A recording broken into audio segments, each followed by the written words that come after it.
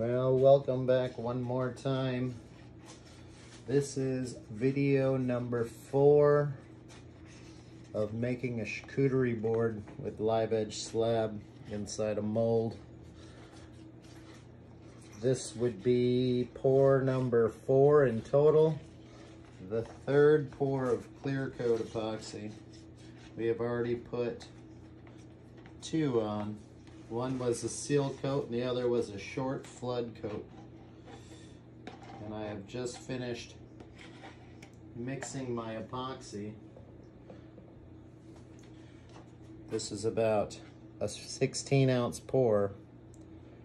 The thing you need to be aware of when you start mixing large quantities of epoxy, the bigger the container, the faster it will start generating a lot of heat. So it's just something to be aware of.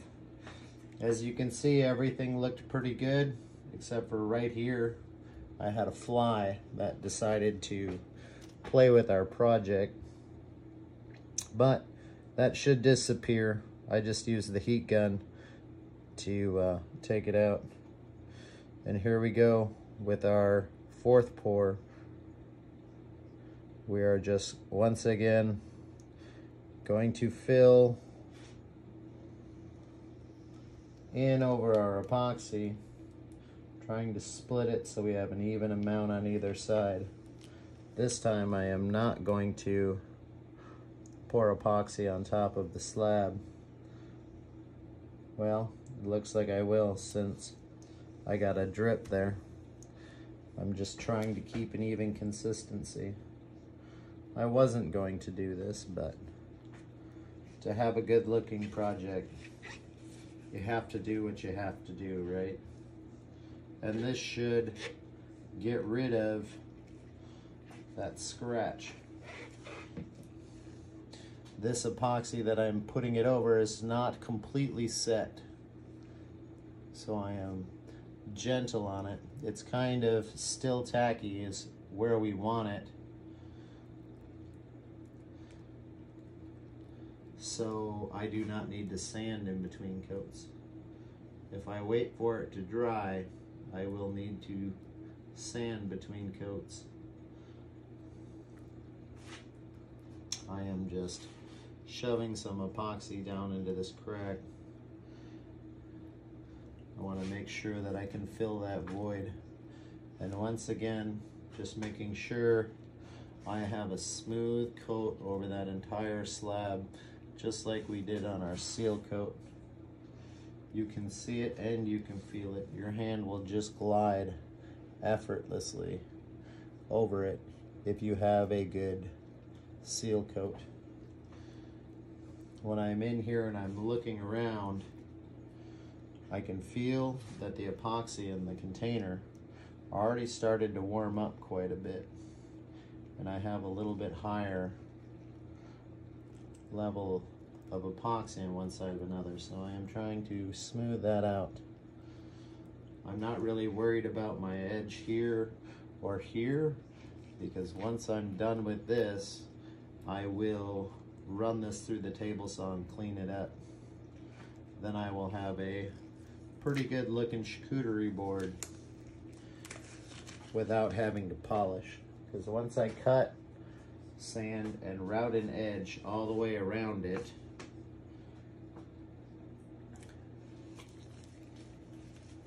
I will just do 2 thin coats of tabletop epoxy over it to make the whole thing look like mirrored glass. As you can see, when we look at this, once again, we have all those bubbles that we will take out with the blowtorch. I mean, the heat gun. I don't know why I said that. It may just be because I always used to use it. But we will get all of these bubbles out.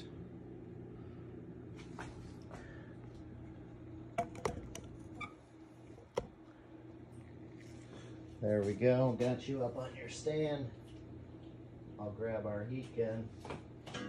I always start it away from the project so any dust that's in it doesn't get blown into the project. Give it a little tap to make sure we don't contaminate our epoxy. And as I'm coming through, this knife smooth passes with the heat gun. If I were to use a blowtorch, it would be kind of the same thing, just a little bit faster, and I would hold the flame a decent ways away so I don't overheat the epoxy. That is an easy thing to do with the blowtorch or the heat gun. If I was not on low on this heat gun and I was on high because I wanted to go faster, it would overheat this epoxy.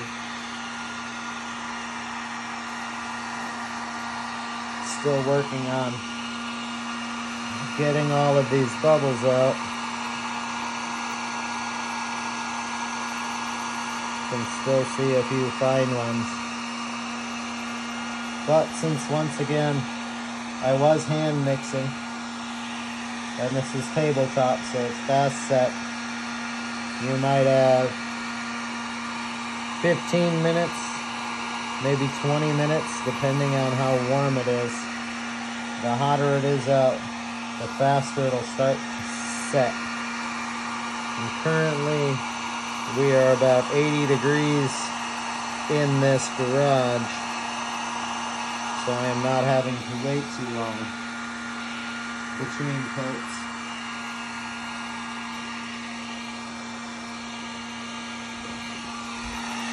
If you can see, when I'm making this wave, you can kind of see those bubbles disappear. And last time, I had gone through quite a few times heating the epoxy more than I normally would like to.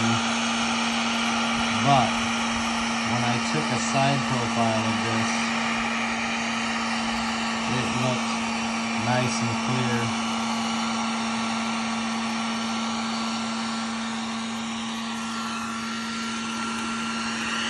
And as we can see, there's not much left. And all I'm working on now is making sure the epoxy is nice and thin, so those little micro bubbles are given a chance to raise their surface. Once again, I don't want to overheat, but I don't want it cool. Oh, a little bubble over there, and she's gone. Taking out bubbles in that crack. Once again, we're not too worried about it because, well, I'm not too worried about it because I will be cutting off those ends and squaring up this board. And if you can see those tiny bubbles in there, but they are raising to the top and getting in there.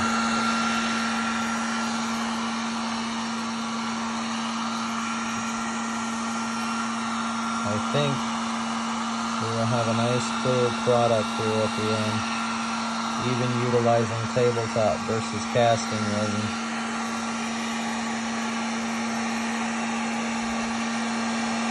There is something when you're working with epoxy, and let's say you're going through reviews on what kind of epoxy you want to use. You need to make sure that you're not using it in too cold of a temperature or too hot.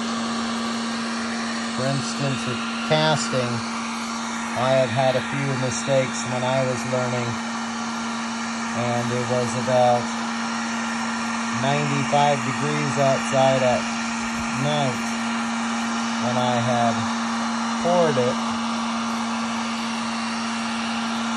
And with it being so hot, even though I would be able to pour 4 inches in one pour, I got thermal runaway, like I had talked about earlier,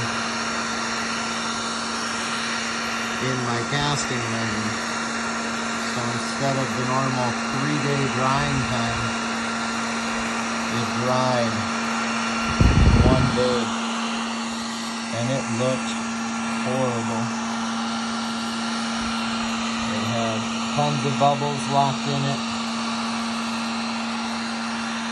and it just was a nice waste of a few $100 worth of epoxy.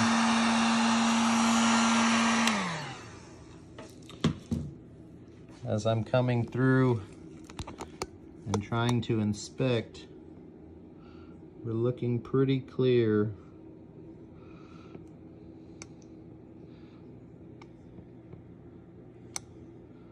Don't really see any bubbles.